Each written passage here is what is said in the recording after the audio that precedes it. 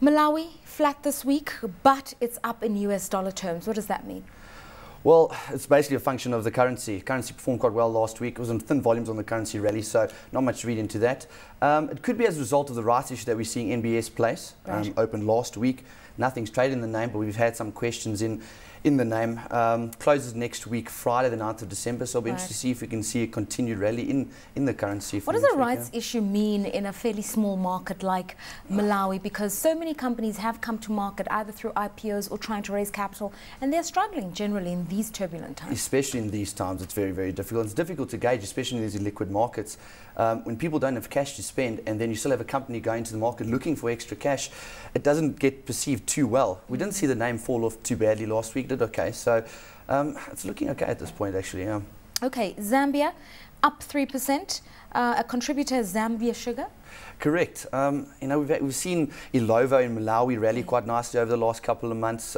Could be a function as institutional investors think that sugar price is going to rally. That's been the reasoning behind the rally in Ilovo. So on the back of that, I think it's because of that. I mean, it's 10% market cap of the Lucy index now, Zam Sugar. So yeah, it's looking quite nice. So this is what's happened in the last week. In general, though, investors and African funds piling into Zam beef.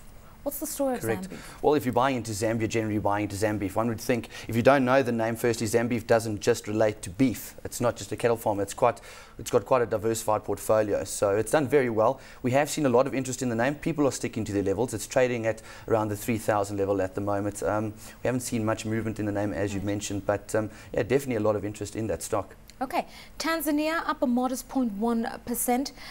It's foreign interest that's returned to NMB, this microlender. Just tell us a little bit about them. Yeah, look, I mean, last week it was the strongest performing stock on the bourse. With microlenders in some of these African bourses, you know, it's either hit or miss. You know, their model looks okay. They've been performing quite decently, so some interest in there. But in Tanzania, we saw a lot of interest in the TBL private placement that was taking place. Closed last Friday. We had a lot of foreign institutional investors looking to participate. So we're hearing rumours that it was oversubscribed, but we're not getting the true story of it yet. We're hearing numbers of about 2.5% oversubscribed. So I'm sure as the week unfolds, we'll get more details. On the flip side, there's been the story of Precision Air, and they haven't been able to raise as much as they thought in their IPO. That's been disconcerting. But apparently it's not so much the market conditions as opposed to investors really being interested in other stocks like the brewery stocks, the mining stocks. Correct. In good times, in bad times, people are going to consume alcohol, unfortunately. You know, so I think it just comes down to a business model point of view. If it's a name that you like, if you think it's going to do well, I think investors will participate in it. Yeah. Okay, Zimbabwe. Okay, Zim. With good results? Yeah, decent results. I mean, we saw an increase of 61% in H1 revenue, so that's good to see. I mean, people obviously spending in Zim. You know, we hear the headlines that the company's in turmoil. You never know what to read into it, really. But you know, on the back of that, it looks quite good. Consumer stock doing quite nicely. Mashonaland, good full year results? Yeah, we were very impressed with that. I mean, 39% increase, very, very good. We're happy with that, yeah. Okay, and the finance minister came through with his 2012 budget. Was it impressive? Well, they're targeting revenues of $4 billion US, so it'll be interesting to see if they can achieve that. Also looking to achieve a growth rate of 9.4% for next year. That's obviously it'll be coming off a low base, so it'll be interesting to see if they can achieve it, but I mean, big numbers to look at, yeah. All right, the worst performing, no surprise, -6% for Egypt. Their elections also this week. Everybody's just looking to the political environment to settle for people to come back into this market. Correct. We're speaking to a lot of the local brokers today. Obviously they were closed, but I mean, we still speak to them on their phones and whatnot, and it looks like things were going okay today. We had a minor hiccup yesterday with someone sabotaging a pipeline, a gas pipeline that supplies Israel. They blew that up. But as far as we've heard, the elections have gone relatively smoothly. Look, they have 3 phases of elections in Egypt.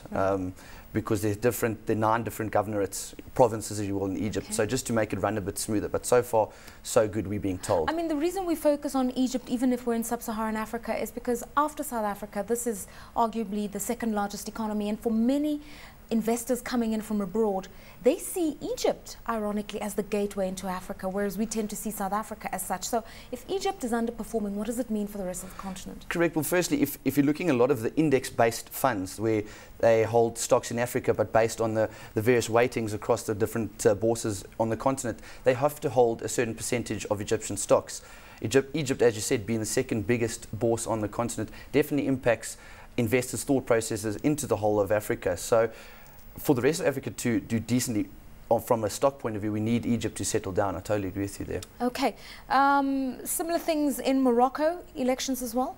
Correct. There looks like we have a change in regime. We had the Islamist Party win 107 out of 395 of the seats, so they're going to have to obviously form a coalition government with another party, so we'll see who they're going to join with. Yeah. Okay, Mauritius down 1%. It's a trade deficit, the banks are down?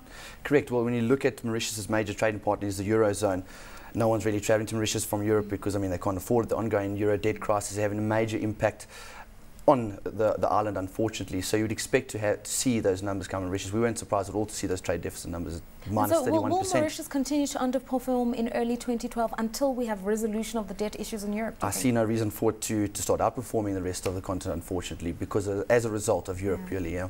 Okay, Ghana down 0.7%. UT Bank, the biggest loser. Now, the financial index is really the driver of this market. Correct.